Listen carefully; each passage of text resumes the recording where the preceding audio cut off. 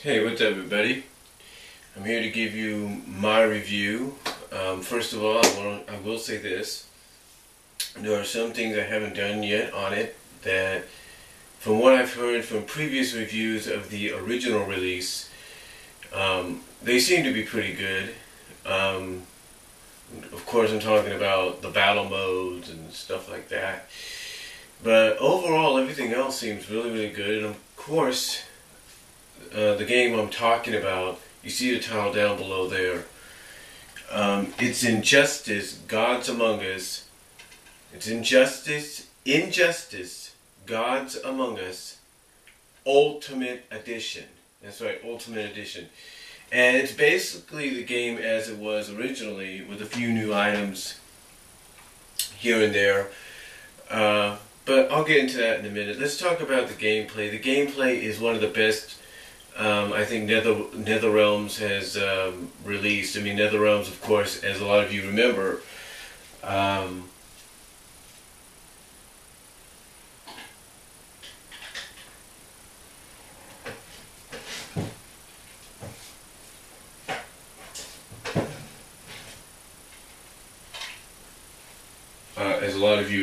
NetherRealms, of course, released Mortal Kombat, and just like with Mortal Kombat,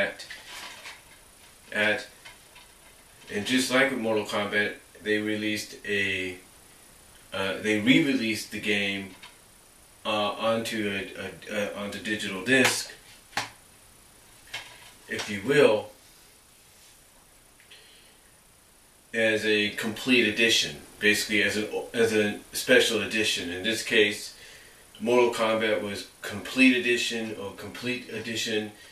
Injustice is ultimate edition.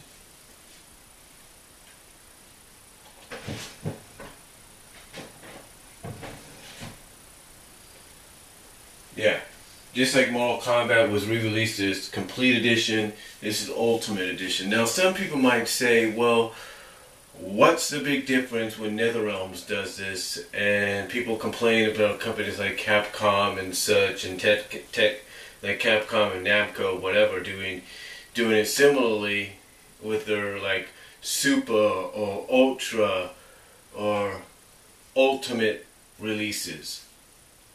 Well, here's the thing. The difference, and this is what a lot of people like about this.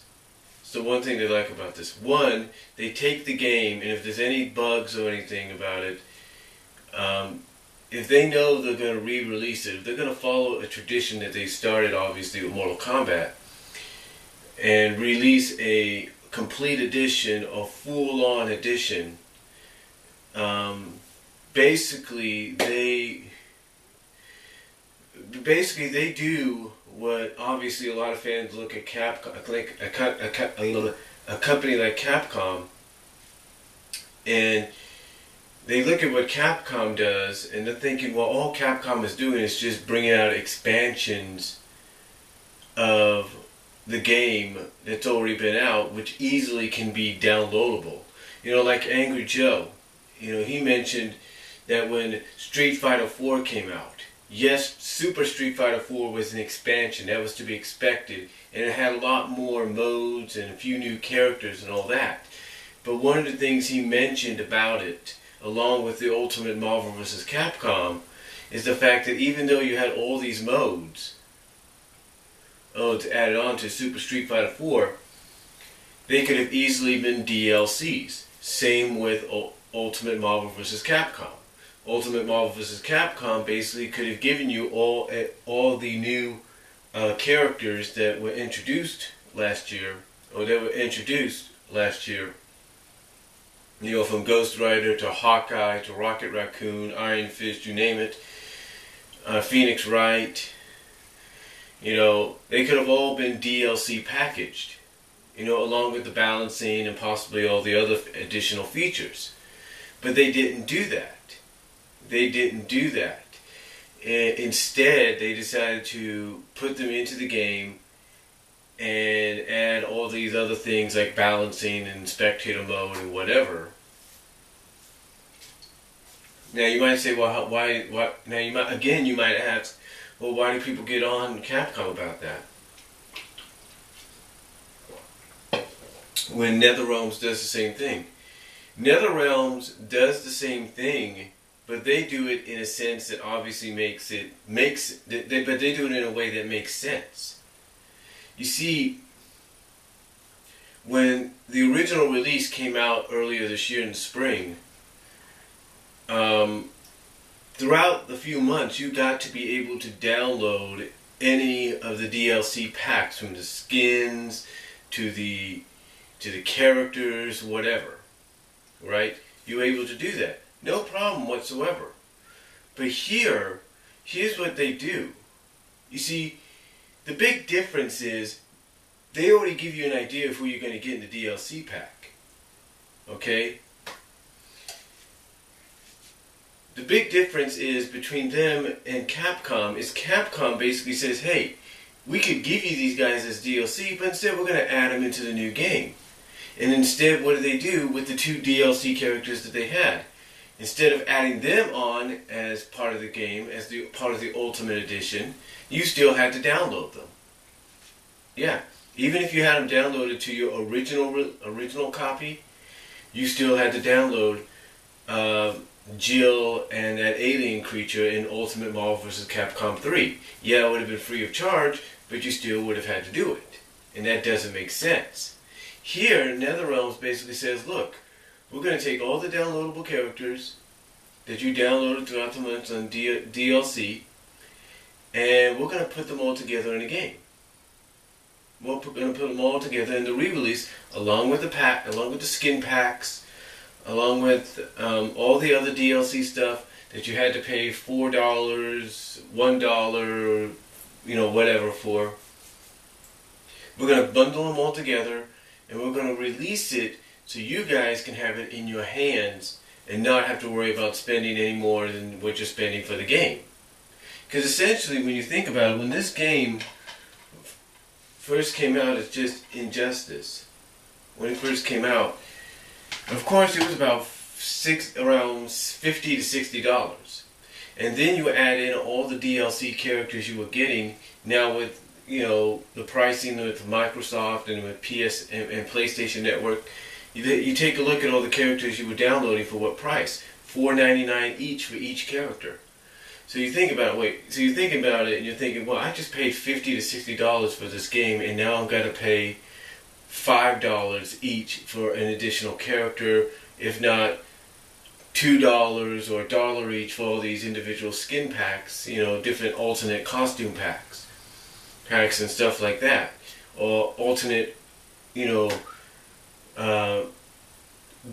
basically alternate versions or alternate stages or alternate locations of the stages, like alternate locations of Wayne Manor and stuff like that.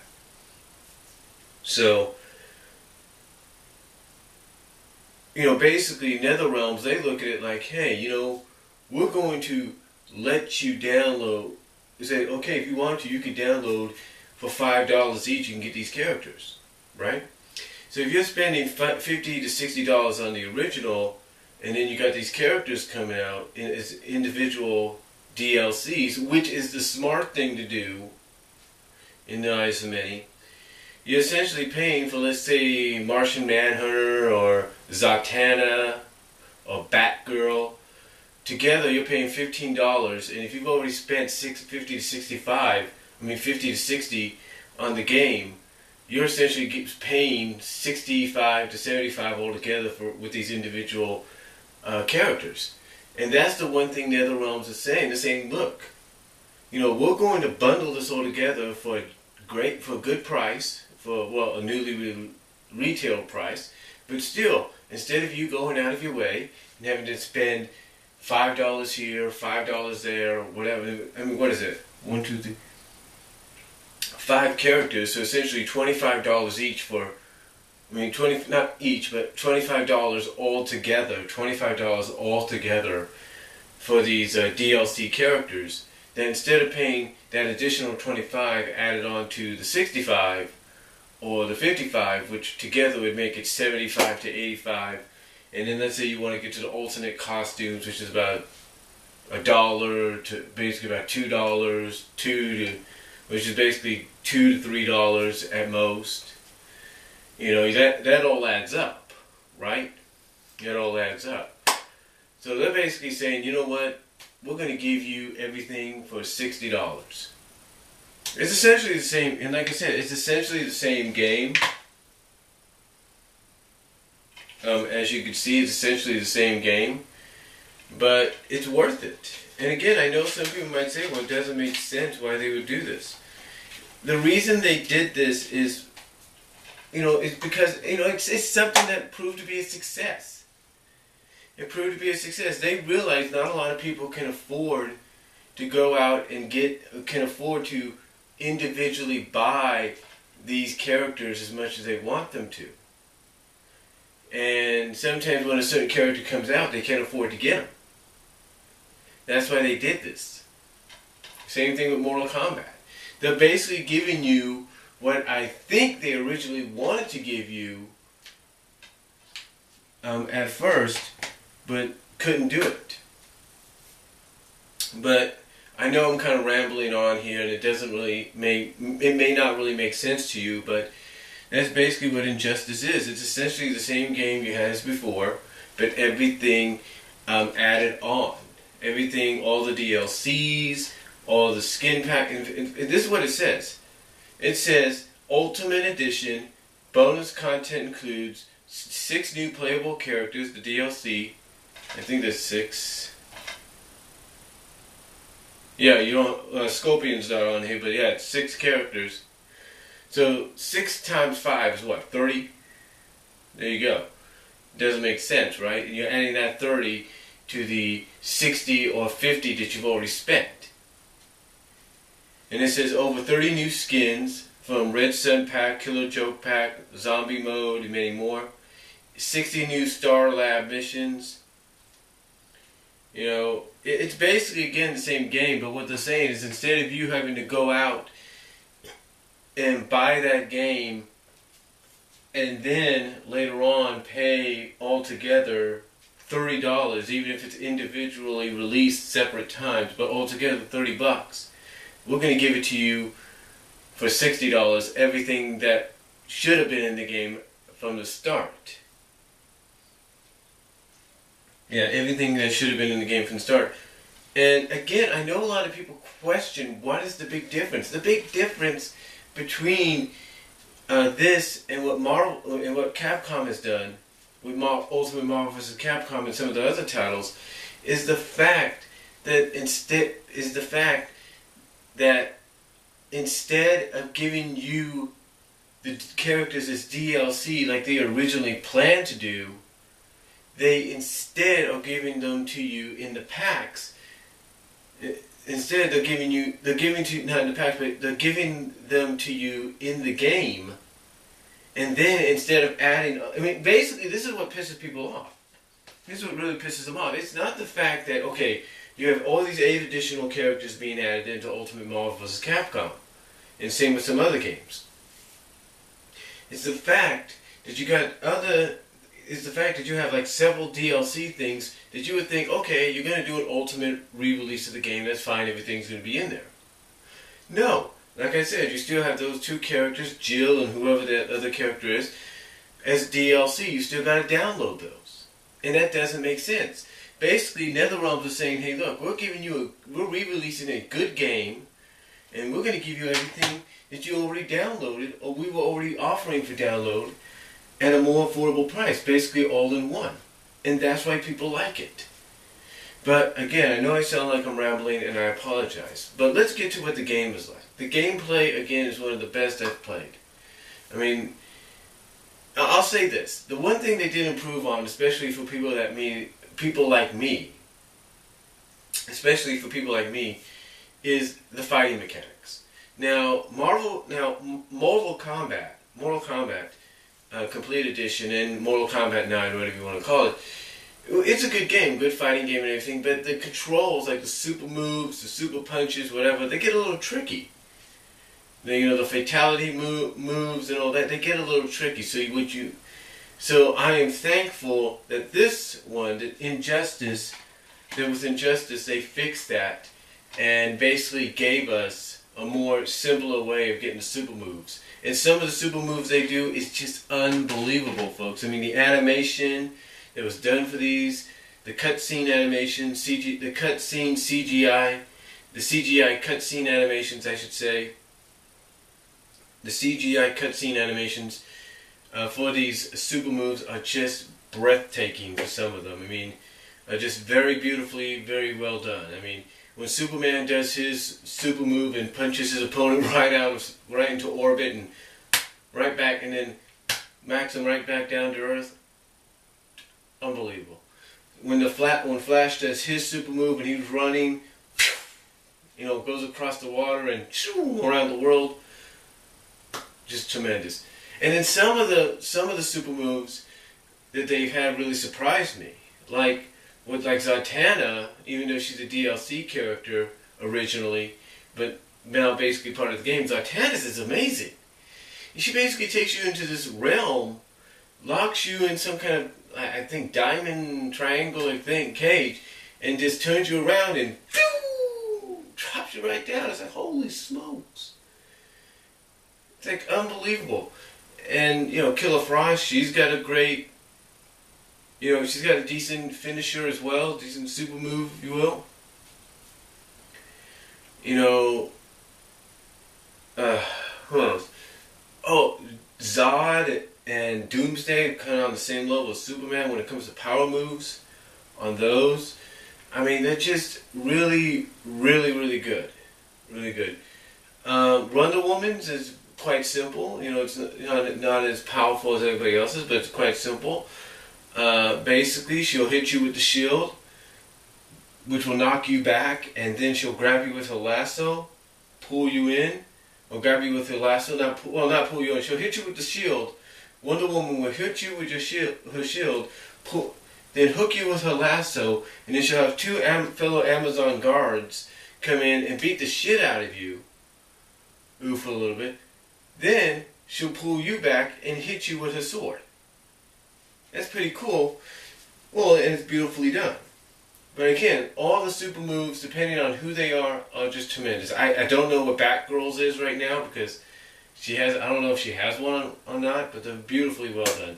And the interaction between the characters as well. When you do the wager mode. When you go into wager mode, which basically, you listen to what Angry Joe has to say in his review. Wager mode basically is, if you win the wager, you regain some of the health you wagered on, if not more so, while your opponent loses some. If it's tied, if you do a wager and it ends up tied, nothing changes. So there you go. And the interaction sometimes is pretty good. I mean, I played a game I played a match between Batman and Batgirl. And you have Batman telling her, I promised Jim to protect you. And she's like, this is what you call protection? And the same thing with Nightwing. I did Nightwing and Batgirl. And Nightwing's, hey, easy there, Babs, for Barbara, And then you have Catwoman against Harley Quinn. And Catwoman's like, you and the Joker? And she's like, don't knock it till you try it. It's like, this is the kind of stuff you like in these kind of games. And yes, they've had interaction between characters in other fighting games, but it's different here because it's not just interacting with characters within your world, your universe, within that comic franchise, but they're also interacting with other characters as well. So that's good. And I really, really like that. I really do.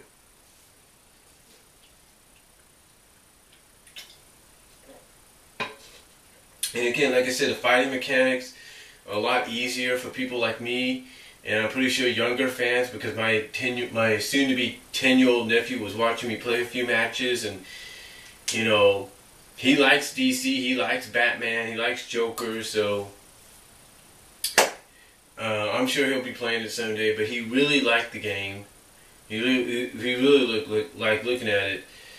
And to me, the controllers are a lot easier for someone like him when it comes to doing super moves and the other things.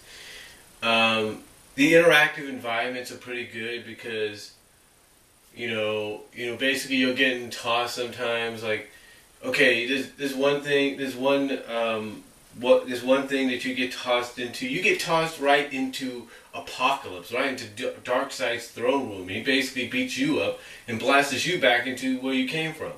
Or you get tossed into a background between a fight between, I think, Giganta and I can't think of the blue mask guy is, but you get tossed in there between a fight between them, and they end up, or at least Giganta ends up, throwing you back down. You don't believe? And again, it's the fighting mechanics, are a lot simpler. They are simpler. They are easier to understand and get used to. I will say that. So it's really pretty cool. I like it. I really, really do. So it's definitely worth playing. And the online's actually pretty good too. The online is actually pretty good. But I can't say about what Angry Joe said. You gotta watch out for who you play online against. Because sometimes the person you'll play online against will be someone that will basically kick your ass from top to bottom, end of story. You barely might be able to get 1 or 2 super moves in or wagers in, and that's it. You're going to basically get your butt kicked. So the online's fun to do. It's just you got to watch out who you go up against because you might get your butt kicked from one end of the fight to the other. And then we got the story mode. And the story mode is probably one of the best story modes I've ever played. I mean, I sat in this room, interrupted, pausing it, whatever, and I got through this story mode within, I think, 3-4 hours or something like that. Probably the longest I've ever played a game. But it's actually pretty good. I mean, the story mode, I know what Angry Joe said. Angry Joe says we've seen it before, and yes, we have. But it all depends on who writes it. Who writes the story? The Elseworld stories, the antiverse, the prime characters being in the antiverse and vice versa. And it's really good. Whoever wrote this story did a really good job of really bringing a lot of emotion and reasoning behind some of the things. I mean, basically in this anti-universe, Superman's reasoning basically is the fact that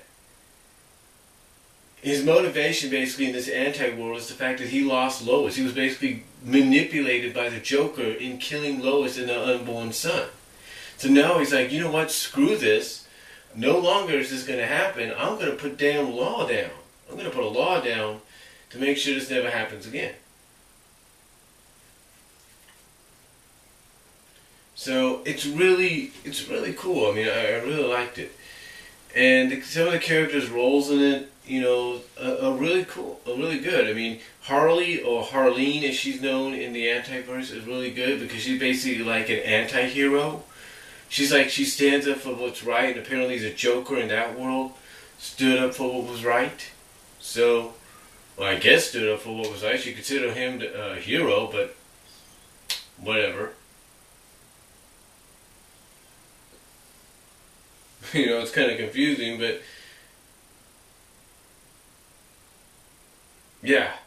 Basically, the Joker there, I guess, was a bit of a hero, an anti-hero, or something like that himself, or I don't know. I mean, obviously I don't, but apparently that's what it was. And Harley, or Harleen as she's known as,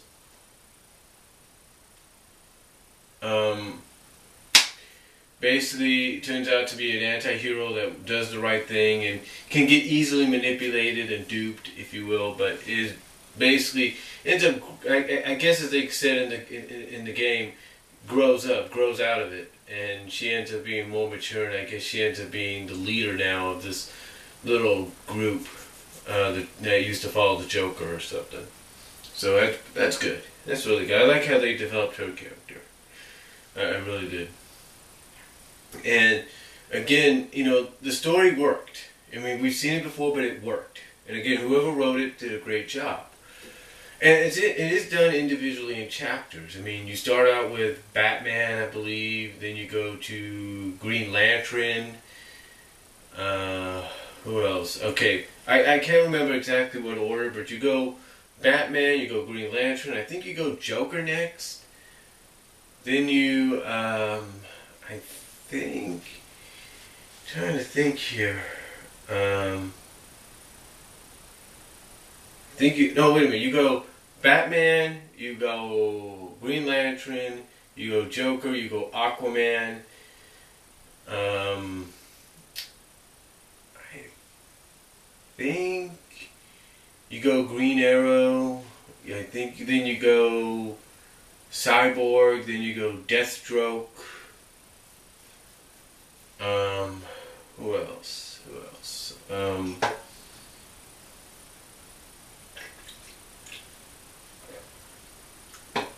You go Lex Luthor, I believe. You go with the alternate world Batman. Yeah, the alternate world's Batman gets a chapter. The alternate world's Flash gets a chapter. Wonder Woman gets a chapter, and of course Superman gets a chapter. So I think that's about the right order. I'm not really sure. And all the chapters are done really well. They really fit in good with the story and how they're done. And of course you do end up getting the fights between the counterparts and all that, and the reasoning behind them.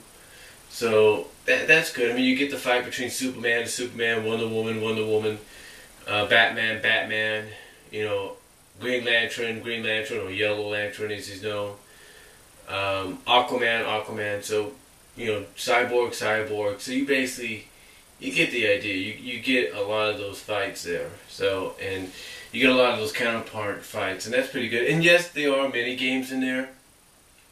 There are the mini games that people have talked about, like Joe's talked about.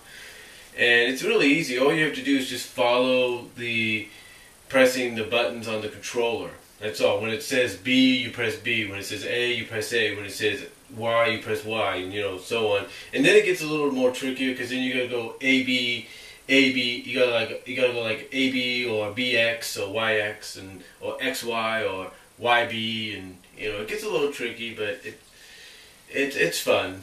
It does get a little tricky, but it's fun.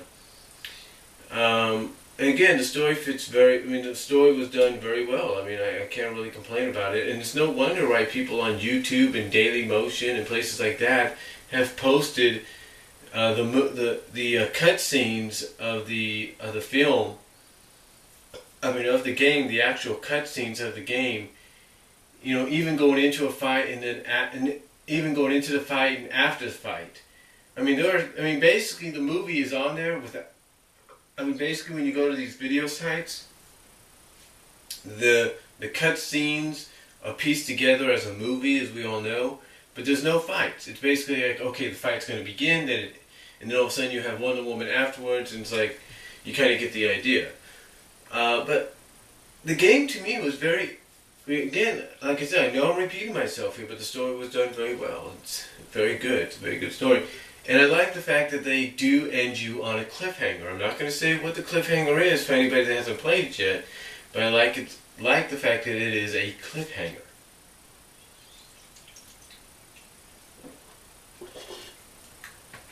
I do like the fact that it is a cliffhanger that could lead us into a sequel if they ever decide to do one. So overall, though, Injustice is definitely worth the game. Definitely worth playing.